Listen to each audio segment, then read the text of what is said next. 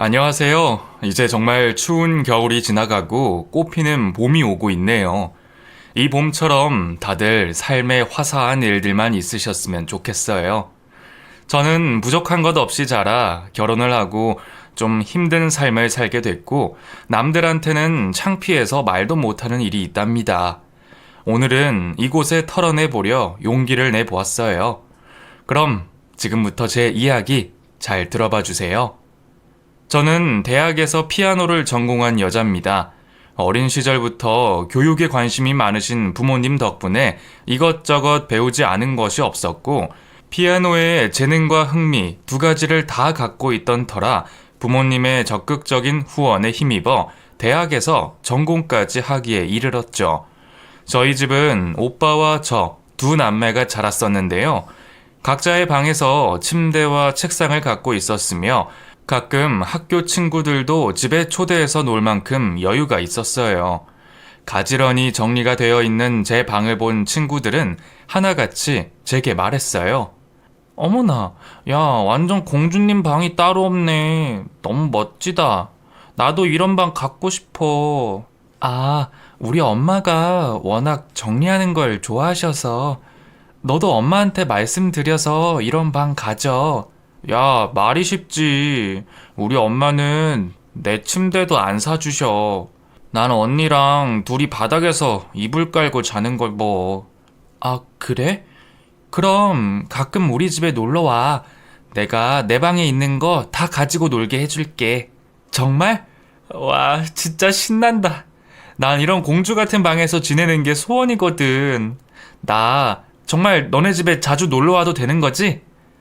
그럼. 우리 엄마도 내 친구들 놀러 오는 거 좋아하셔. 그러니까 자주 놀러 와.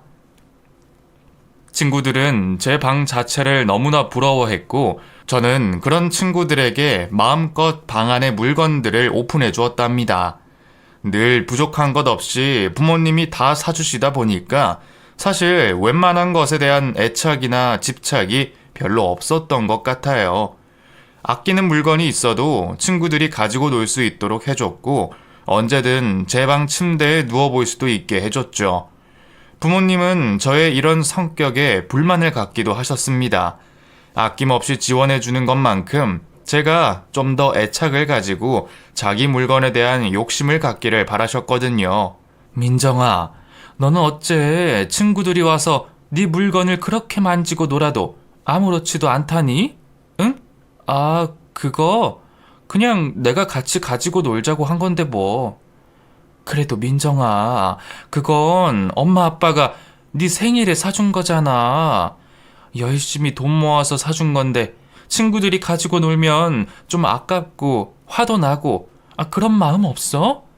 나는 없는데. 그냥 같이 사이좋게 가지고 놀면 되는 거잖아. 난 그게 더 좋아.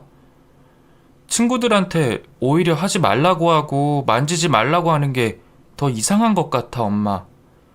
엄마는 우리 민정이가 자기 것에 대한 어느 정도의 욕심도 좀 있고 그랬으면 좋겠는데.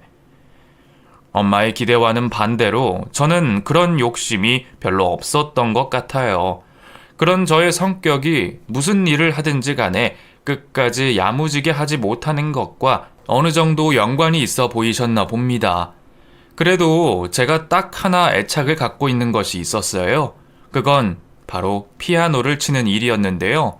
선생님한테 잘한다고 칭찬도 받고 제가 스스로도 즐겁기도 했기에 꾸준하게 공부에 나갔었답니다. 지금 생각해보면 어린 시절부터 좀 더 욕심을 내고 미친 듯이 연습을 했었으면 어떨까 하는 생각도 들어요. 나이가 들어 뒤늦게 욕심을 가져봤지만 이미 그때는 많이 늦었었거든요. 좀 더 악착같이 피아노에 집착해서 했더라면 유학도 갈 수 있었을 테고 연주자로서 어느 정도 성장도 할 수 있었을 텐데 말이죠. 초등학교 1학년 때부터 오빠와 함께 다닌 피아노 학원에서 잘한다 소리를 들었고, 오빠는 2년을 채 다니지 않고 포기했지만 저는 포기하지 않고 쭉 다녔습니다. 사실 초등학교 저학년 시절에는 피아노 연주 자체에 대해 굉장한 흥미를 느꼈다기보다는 그냥 학원 안에서 하는 파티나 선생님의 칭찬, 친구들이 부러워하는 눈길 등이 좋아서 더 열심히 했던 것 같아요. 솔직히 제가 어린 시절에는 동네에 좀 큰 학원이 있으면 학교 친구들이 모두 다 똑같은 학원에 다녔을 정도였으니까요.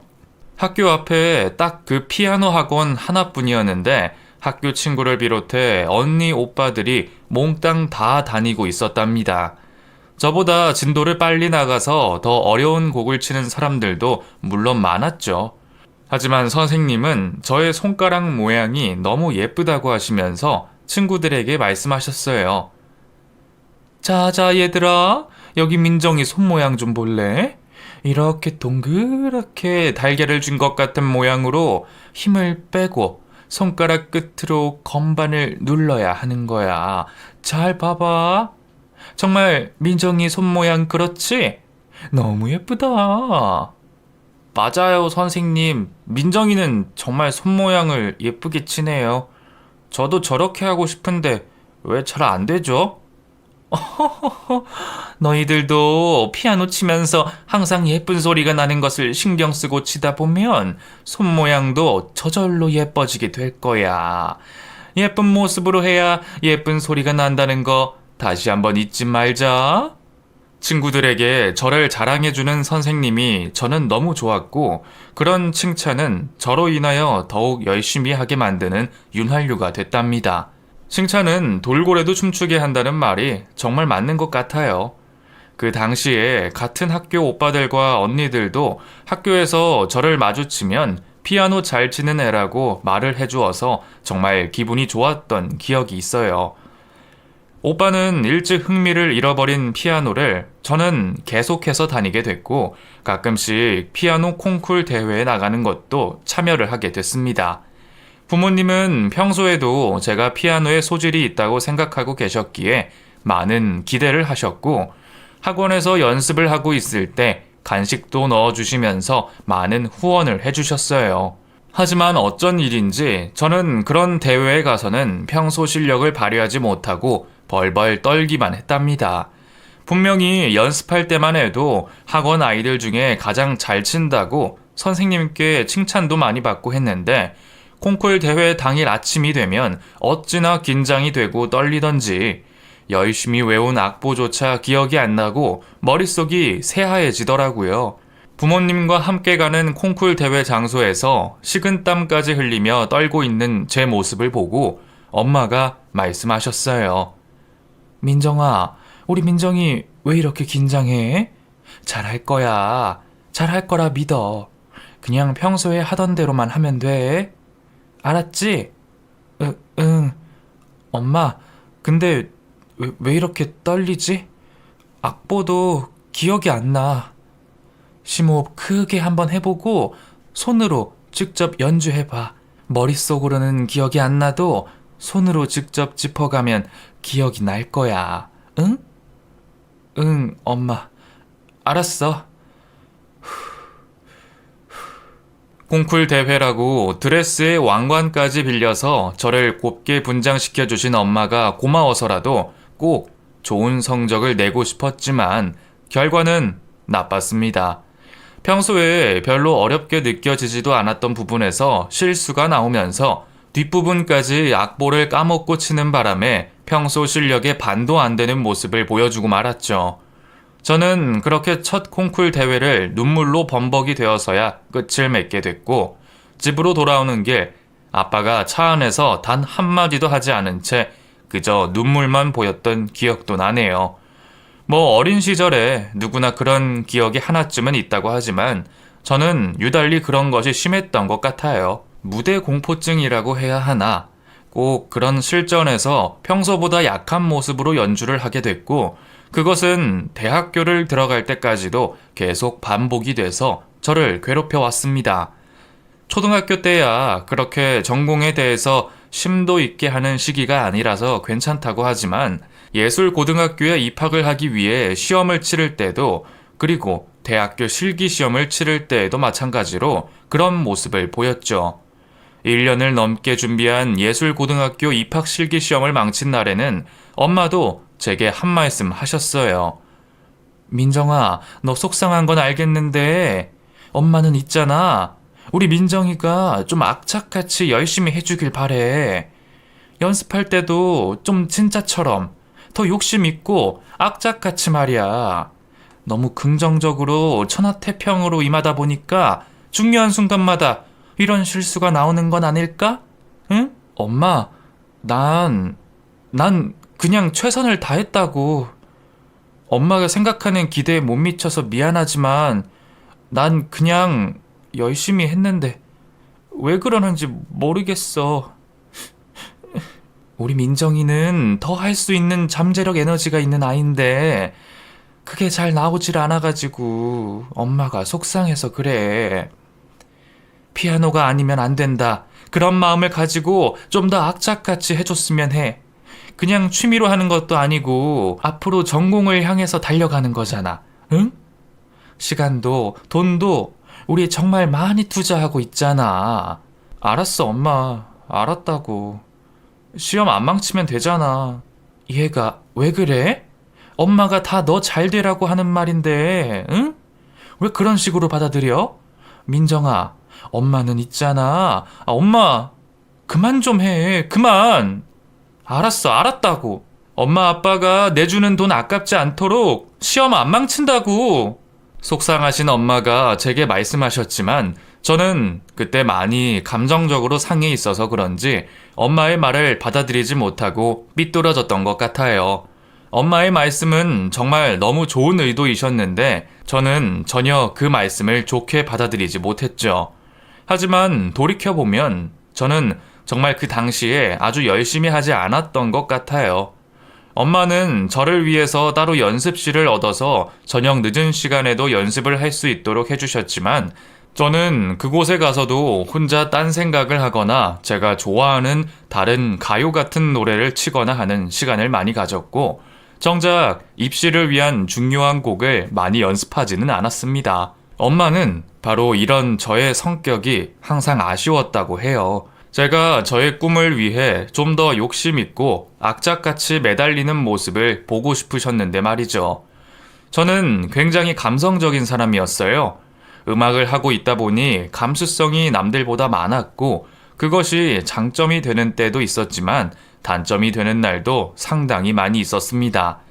장점이라 하면 그저 그때그때 상황에 맞는 음악을 친구들에게 추천도 잘 해주고 연주에 있어 감성적인 표현도 잘 되는 것 정도였지만 단점이라고 하면 감성에 따라 연습을 안 하기도 했고 쓸데없는 것에 빠져서 잠시 넋이 나가기도 하고 그러는 것이죠. 누구나 예술을 하는 사람으로서는 감성적인 부분이 있는 것은 맞았지만 저는 악착 같은 면이 없는 감성만 있는 사람이었기에 그 빛이 많이 발휘되지는 못했던 것 같아요.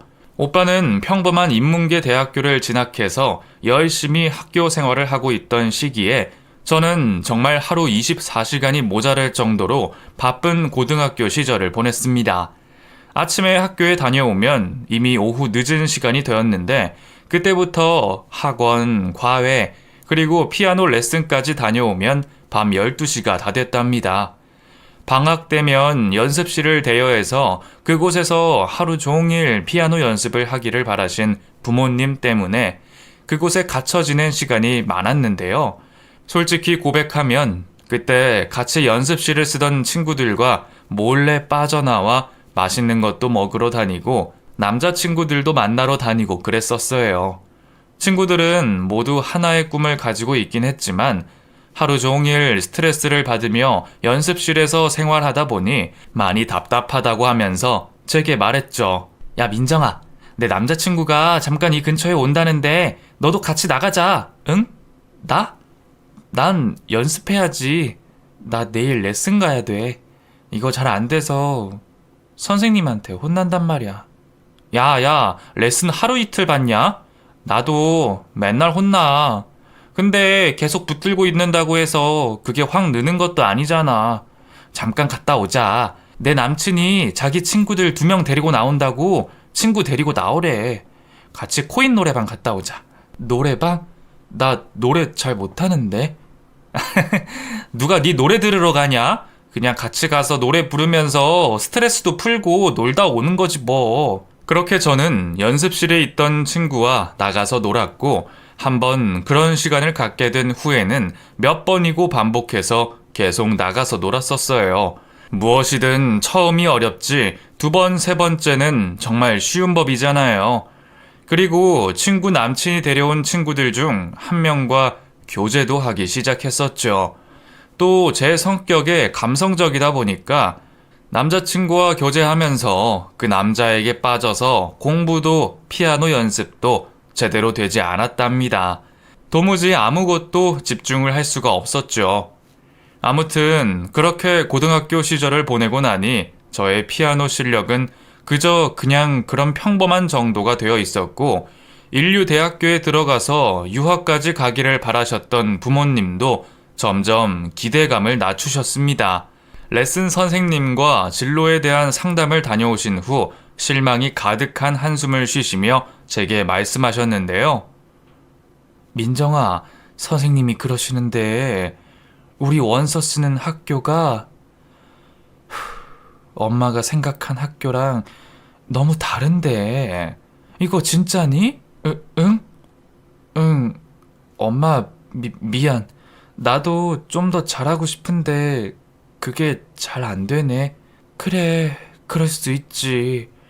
무엇이든 뭐 마음대로 다 되기만 하는 건 아니니까. 민정이가 그렇게 열심히 해도 잘 안 된다면 어쩔 수 없는 거지. 지금 가진 선에서 최선을 다하자. 응? 엄마 아빠는 늘 민정이 응원해. 알았어, 엄마. 응, 최선을 다해볼게. 엄마는 제가 남자친구를 사귀고 연습도 제대로 하지 않는다는 것도 모르신 채 그저 한숨만 쉬시며 저를 끝까지 믿어주신다고 하시더군요. 좀 죄송하기도 했지만 그렇다고 그 이후에도 특별히 달라지지는 않았던 것 같아요. 그렇게 딱 제 실력에 맞는 보통 학교의 피아노과에 입학을 하게 됐고, 그곳에서 저는 새로운 친구들을 만나면서 정말 열심히 사는 친구들이 많다는 사실을 알게 됩니다.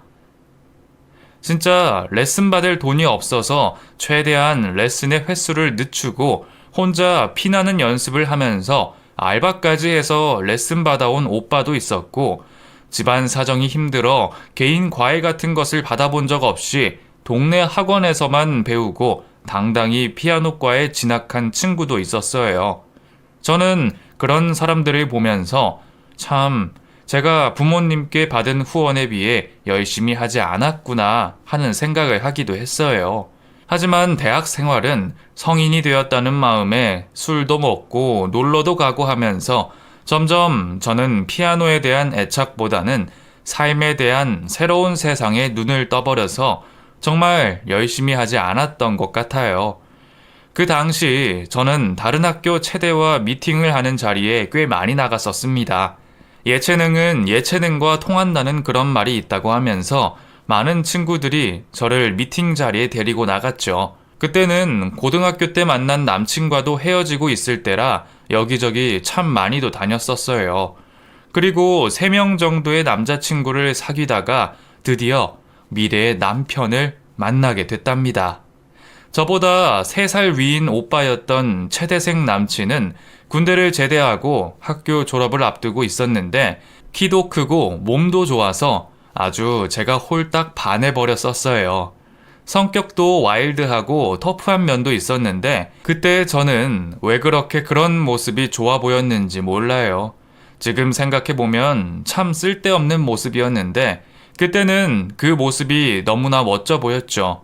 술도 잘 마시고 트레이닝복을 입은 모습도 너무나 멋진 그 오빠와 데이트하는 것이 제 삶에서 가장 행복한 순간이었답니다.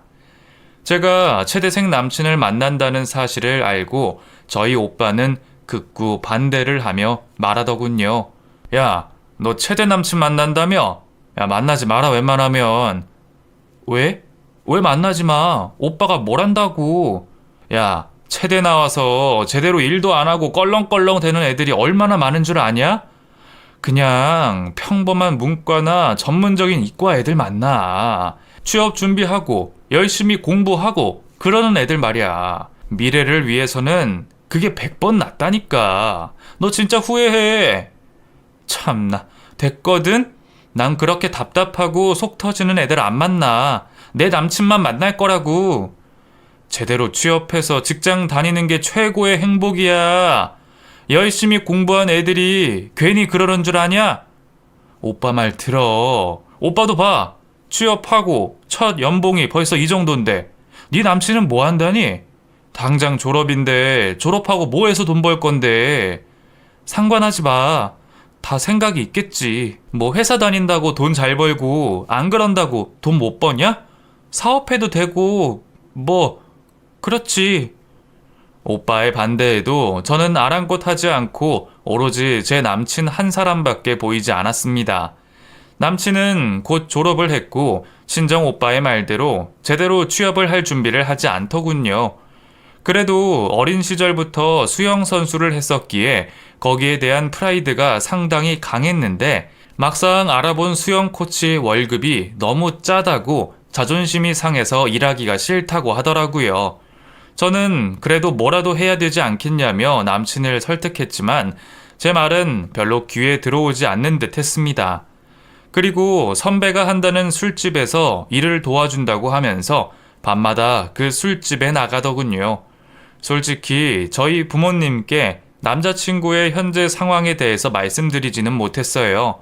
그저 사업을 준비하고 있다고만 했고 더욱이 오빠한테는 절대로 말을 하지 못하겠더라고요. 괜히 말했다가는 바로 헤어지라고 할 게 뻔하니까요. 하지만 제 사랑은 식지 않았습니다. 사랑 하나만 있으면 살아가는데 아무런 문제가 없다고 생각했죠.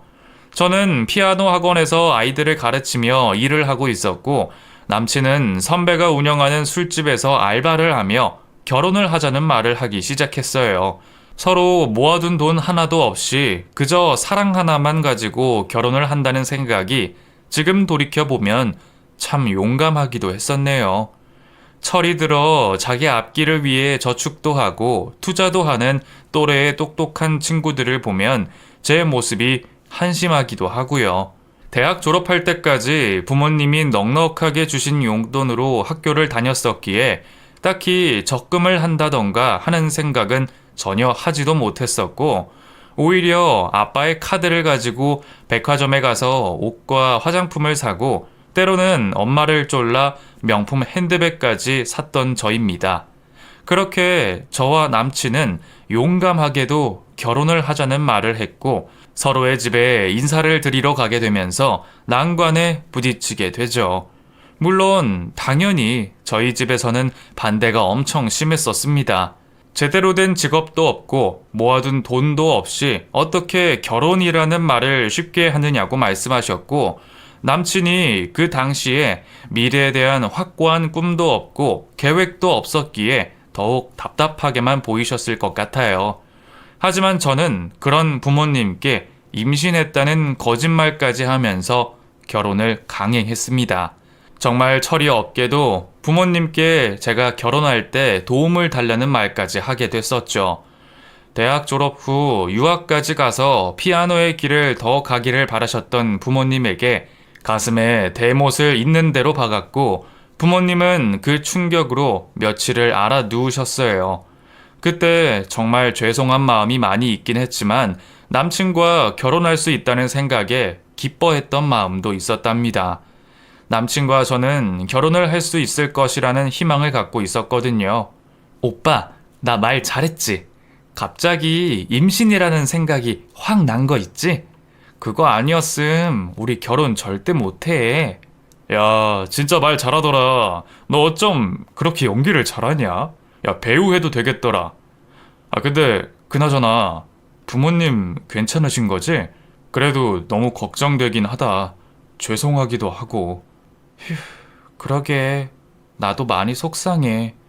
그렇지만 어쩌겠어. 오빠랑 결혼 못하게 하시는데. 그렇다고 오빠 나랑 결혼 안 할 거야? 어? 에이, 무슨 말을 그렇게 해. 아니지. 절대 아니야. 나도 너랑 꼭 결혼할 거라고. 그래. 오빠, 우리 결혼 꼭 하자.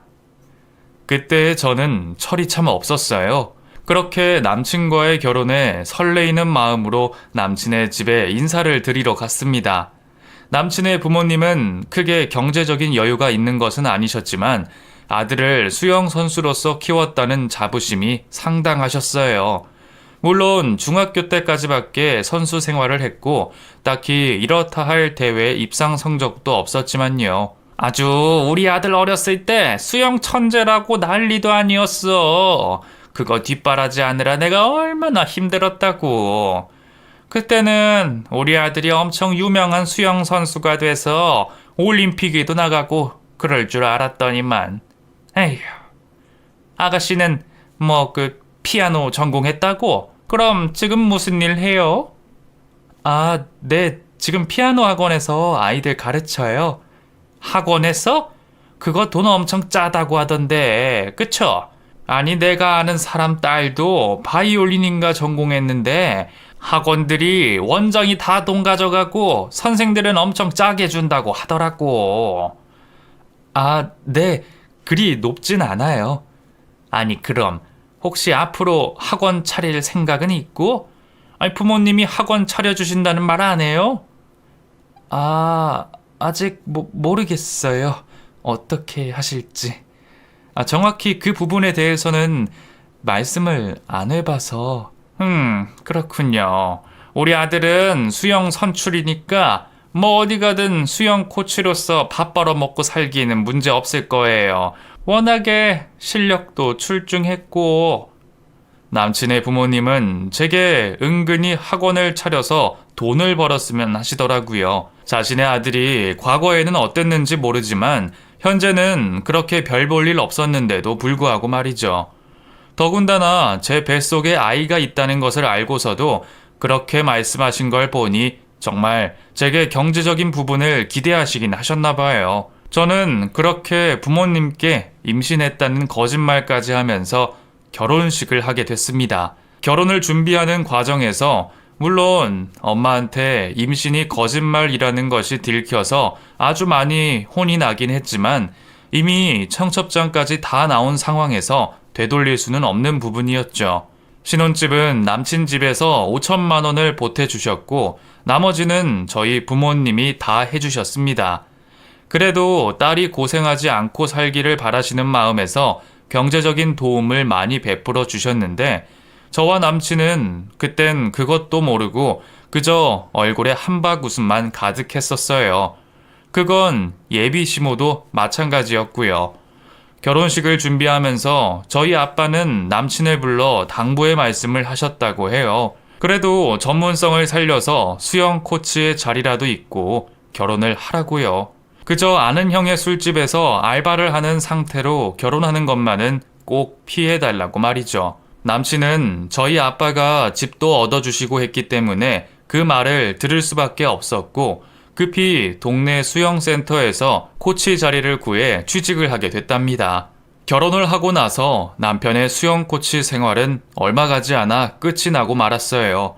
예전부터 욱하는 성격에 겉보기에 화려한 것만 좋아하던 남친은 아이들을 가르치다가 학부모한테 항의 전화를 받고 열받아서 못 참고 그 자리를 뛰쳐나와 버렸다고 했어요. 정말 너무나 쉽게 한숨에 그렇게 일자리를 그만두고 나왔다면서 제게 자랑 삼아 말을 하더군요. 그래도 그때까지만 해도 저도 아이도 없었고 신혼의 삶이다 보니 남편의 결정에 크게 반박을 하지 않았었는데요. 문제는 시간이 지나면서도 남편의 행동은 변함이 없이 계속해서 똑같은 모습만 보인다는 점이었어요. 결혼 생활이 지속되면서 저는 2명의 아이를 낳았는데 그동안 몇 군데의 수영 코치 자리를 그만뒀고 선배가 운영하는 술집에서 일하는 것도 너무 쉽게 그만둬 버리고 말았답니다. 뭐만 하면 자존심 상해서 뭐만 하면 열받아서 그만둔다는 남편의 말에 저는 점점 지쳐가고 있었죠. 저야 아이를 낳고 학원 일도 그만두고 쉬고 있었지만 남편의 고정적이지 않은 수입 때문에 친정 부모님이 참 많은 도움을 주셨습니다. 하다못해 생활비의 일부를 주시기도 하셨으며 고기와 과일같이 돈이 많이 들어가는 것들도 사다 날라주셨어요. 염치도 없게 그걸 다 받아먹는 남편은 나중에는 더욱 큰 걸 요구하기도 하더군요. 자기야, 근데 자기 부모님 경제력이 어느 정도 되셔? 어? 아니, 그게 내가 생각하고 있는 게 하나 있는데, 호프집 말이야. 나 호프집 차린다고 하고 장인어른께 도움 좀 받으면 어때? 뭐? 자기야, 정말 너무한다. 그건 아니지. 열심히 일할 생각을 해야지. 왜 자꾸 도움받을 생각만 해? 아빠, 엄마가 그동안 얼마나 우리 집을 많이 도와주셨어. 자기가 일해서 돈 모아서 할 생각을 해야지. 안 그래? 아니, 서로 돕고 살면 좋지 뭐. 우리 엄마 아빠가 돈만 좀 있었으면 벌써 나 차려주고도 남았을 텐데. 그럼 자기 부모님한테 말씀드려봐. 난 우리 부모님한테 절대 그건 아닌 것 같아. 남편의 말도 안 되는 말에 저는 정말 황당했습니다. 스스로 일을 해서 집안을 먹여 살릴 생각은 하지 않고 쓸데없이 도움이나 받을 생각만 하다니 정말 한심했죠.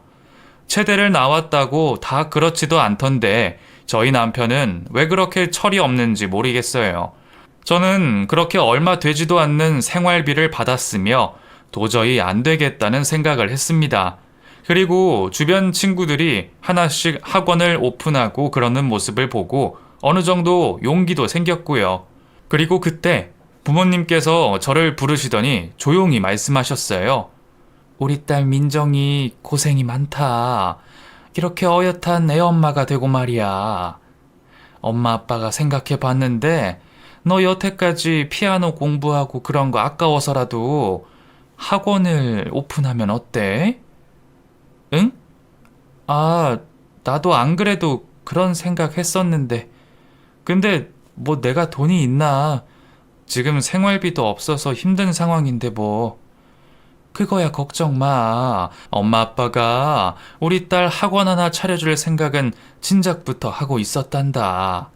마침 알아보니 좋은 자리도 있고 우리 딸 그래도 음대 나온 여잔데 번듯하게 원장님 타이틀은 달아야지. 엄마 아빠 너무 고마워요. 나 정말 열심히 해볼게. 친구들도 많이 오픈했으니까 가서 배우기도 하고 진짜 이번엔 악착같이 욕심 있게 일궈 나가 볼게요. 그래 우리 딸 이번에는 정말 욕심 있게 한번 해보자. 그렇게 저는 부모님이 차려주신 피아노 학원의 원장이 됐습니다. 저는 그때 다짐했죠. 정말 어렸을 때 열심히 하지 않고 부모님 실망시켜 드린 것, 이제부터는 좀 다르게 해야겠다고요. 이제 저도 한 아이의 엄마이고 이 아이들에게 좀 더 찬란한 미래를 넘겨주고 싶었기 때문에 진짜 열심히 해야겠다는 생각이 들었어요. 엄마라는 존재는 정말 강한가 봐요. 친구들 중에 먼저 학원을 차린 친구들을 찾아가서 운영의 노하우도 배우면서 정말 많은 것을 얻었습니다. 이미 젊은 시절부터 학원을 차려 일궈 나간 친구들은 벌써 집도 사고 차도 바꾸고 하면서 멋지게 살고 있더라고요. 그중 한 친구는 제게 학원의 운영 노하우뿐만 아니라 집을 장만하는 법도 알려줬는데요. 뭐니 해도 집을 사서 돈 버는 것이 최고의 투자라고 하면서 학원을 운영하면서 얼른 종잣돈을 마련해서 집을 장만하라고 하더라고요. 자신도 그렇게 집을 마련했는데 그 집값이 엄청나게 올랐다고 하면서요. 저는 정말 아무것도 모르던 새로운 정보에 눈을 뜨게 되는 순간이었습니다. 저는 그 당시에 신문도 뉴스도 그렇다고 인터넷에 기사도 잘 안 보던 사람이었고 남편은 더 했으니까요. 당장에 돈 몇백만 원도 통장에 없었는데 집을 사서 몇 억이 올랐다는 말을 들으니 눈이 뒤집힐 지경이더라고요. 그래서 학원을 운영하며 돈을 악착같이 모으기 시작했습니다. 한 번도 보지 못했던 제 모습에 부모님과 친정 오빠 모두 너무 보기 좋다고 칭찬을 해줄 정도였죠. 남편은 여전히 빈둥대면서 일을 하다 말고 했지만 저는 그곳에 아랑곳 할 시간도 없었어요. 그저 제 학원을 잘 일구어 나가면서 돈을 버는 재미에 푹 빠져 있었거든요. 남편이 빈둥대며 제 학원 문 셔터만 내려주려고 자꾸만 제게 들러붙어 있을 때도 저는 화도 한번 내지 않고 그냥 그러려니 하면서 받아줬습니다. 돈의 여유가 좀 생기니까 마음의 여유도 좀 생겼었던 것 같아요. 제가 학원을 일구어 나가면서 아이들은 저희 친정 부모님이 봐주셨고 가끔씩 시모가 제 학원에 찾아왔었습니다. 학원은 2년이 지나서 원생이 많아졌고 아이들로 북적거리는 모습을 보면서 시모는 말했죠. 어머나, 이게 다 몇 명이야? 어? 아이고, 아주 득실득실거리는구만. 어머님, 여긴 웬일이세요? 지나가다 들렸다. 아이고, 얘네 한 명당 원비가 얼마니? 이거 아주 꽤 많겠는데? 애들이 총 몇 명이나 돼? 어머님, 조용히 해주세요. 애들 들어요. 돈으로 아이들 숫자 생각하면 이 일 못해요. 저는 정말 열심히 아이들 가르칠 뿐이라고요. 참나. 너 말은 똑바로 해라. 다 돈 벌라고 하는 거지. 괜히 하니? 너 돈 좀 번다고 네 남편 밥도 잘 안 챙겨주고 그런다던데. 그거 정말이야? 아무리 여자가 돈을 벌고 그런다 해도 남편은 자고로 하늘이야. 알겠니? 그리고 우리 애가 워낙 운동하던 시절부터 내가 잘 먹여놔서 웬만한 거 아니면 잘 먹지도 않는다. 제대로 잘 좀 챙겨 먹여라. 알겠니? 네, 알겠어요, 어머님. 시모는 학원 원생들의 모습을 보면서 제가 돈을 어느 정도 많이 번다는 것을 알고 계셨던 것 같아요. 그리고 그 후부터는 생일이나 어버이날 같은 때에 제가 하는 선물에 대해서 많이 기대도 하시더군요. 은근히 더 비싼 선물을 받았으면 하는 마음이 있으신 것 같았는데 그게 고스란히 얼굴에 다 드러나셨답니다. 아무튼 그렇게 저는 정신없이 하루하루를 보내며 돈을 마련했고 몇 년이 지나 청약 통장을 통해 좋은 기회를 마련하게 됐어요. 남편은 아무 지식도 없는 채로 그딴 걸 뭐하러 하냐고 제게 말을 했지만 저는 남편의 말을 싹 무시해버리고 제 마음대로 해버렸답니다. 그때 친정 부모님이 마련해 주신 집도 전세로 돌려놓은 상태였기 때문에 남편은 더더욱 이해를 하지 못했죠. 그리고 그 소식은 시모한테까지 들어가서 시모가 제 학원에 찾아와 미쳤냐며 소리를 지르는 경우도 있었답니다. 얘가 돈 좀 만지더니 정신 못 차리네. 너 그런 건 아무나 하는 줄 아니? 괜히 니네 부모님이 해주신 집도 못 지키는 거 아니냐고. 남들 다 청약이니 뭐니 해서 돈 번다고 너도 잘 될 줄 알고 그냥 얌전히 학원이나 하면서 돈 벌어. 뭣도 모르면서 나대지 말고. 어머님, 이건 저희 생활이에요. 제가 알아서 한다고요. 너희 생활이긴 해도 그 집 살 때 나도 돈 보탰다. 그건 알고 있겠지? 그 집도 사고 난 후에 몇 천이나 올랐는데 네 멋대로 그걸 전세로 돌리고 그럴 수가 있냐? 네가 그런 부동산 쪽으로 뭘 안다고? 어디서 주워들은 소문으로 그러는가 본데 너 그러다가 내 아들 앞날도 망치는 거 아니냐? 시모는 학원까지 찾아와 막말을 짓거리셨고 그 모습을 본 학원 선생님들이 저를 걱정할 정도였어요. 아주 창피하고 속이 상해 미쳐버릴 것 같았죠. 하지만 저희 친정 부모님과 친정 오빠는 이미 그런 쪽으로 지식을 갖고 계셨던 분이기 때문에 제게 용기를 주셨고 응원해 주셨습니다. 그 덕분에 저는 좋은 기회가 생겨 집을 장만하게 됐고 그 집은 몇 년의 시간이 지나 10억 가까이 오르게 되는 경사를 맞이할 수 있었습니다. 남편의 일정한 수입이 없이 오로지 저 혼자 그걸 준비하면서 대출금까지 갚느라 저는 뼈가 빠지게 일을 해야 했고 제가 학원을 하면서 돈을 잘 버는 줄 알고 펑펑 써대는 남편의 카드값까지 갚느라 아주 저는 지칠 대로 지쳐가고 있었습니다. 집값이 많이 오른 것은 너무나 행복한 일이었지만 당장에 나가는 대출금의 생활비 모두 제가 감당하고 있었기에 저는 힘이 들 수밖에 없었죠. 그리고 그 집을 투자 용도로 산 것이 아니라 실거주용으로 사서 살고 있는 상태였기 때문에 당장 집값이 많이 올랐다 하더라도 당장 제 수중에 돈이 떨어지는 것은 전혀 없었죠. 그것도 모르고 시모가 제게 찾아와 막말을 하셨습니다. 얘 며느라가, 너 니네 집값 얼만지 봤냐?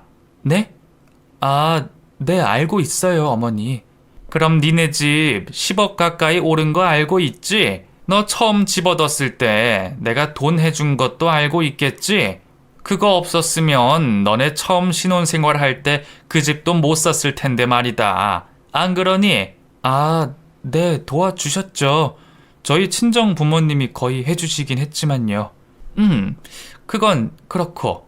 너네 집값이 그렇게 많이 올랐는데 어쩜 하나밖에 없는 시애미를 이렇게 모른 척 할 수가 있다니?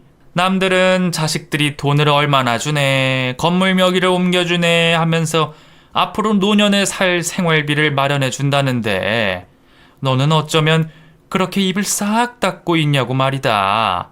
네 자식들은 그렇게 좋은 옷 입히고 비싼 학원 보내면서 말이야. 네? 어머님, 그게 무슨 말씀이신지. 너네 집 10억 가까이 올랐으니까 내게 5억만 다오. 그래봐야 반 아니니? 5억만 있으면 나도 평생 노년에 돈 걱정 없이 살 수 있을 거다.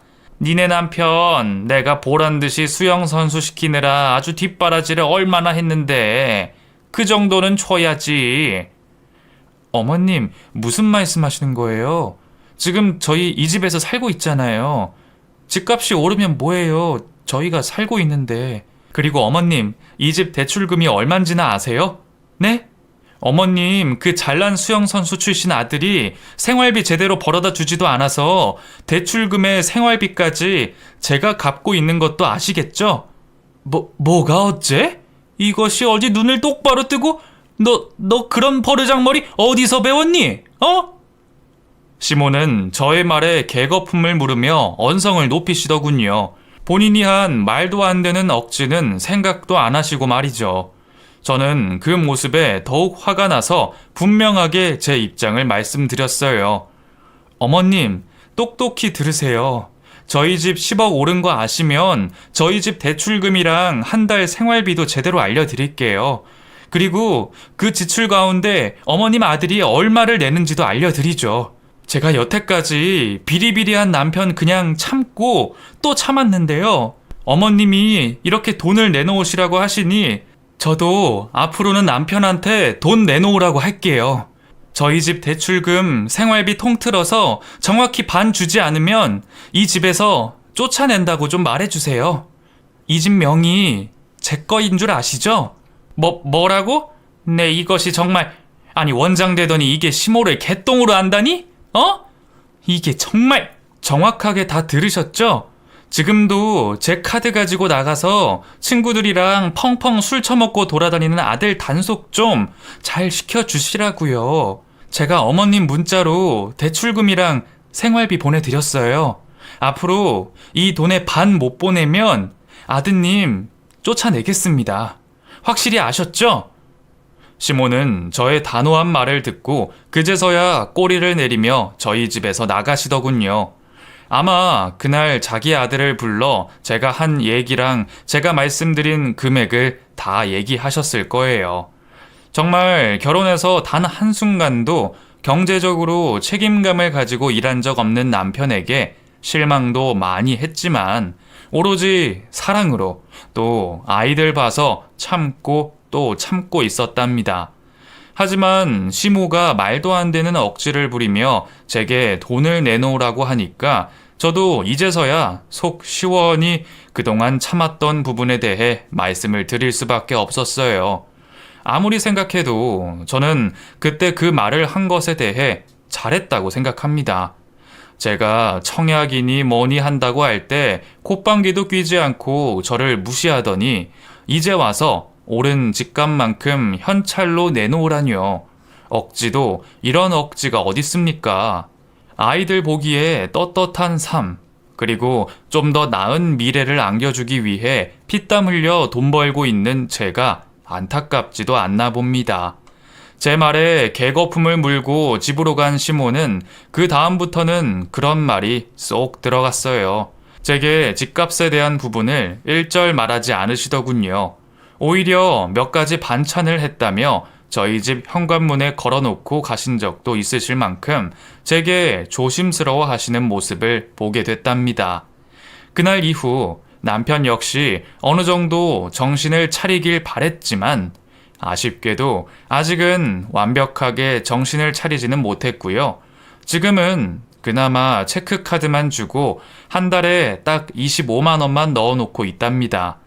제게 무언가 반발한다 싶으면 이 집에서 쫓아내 버리려고 생각 중이에요.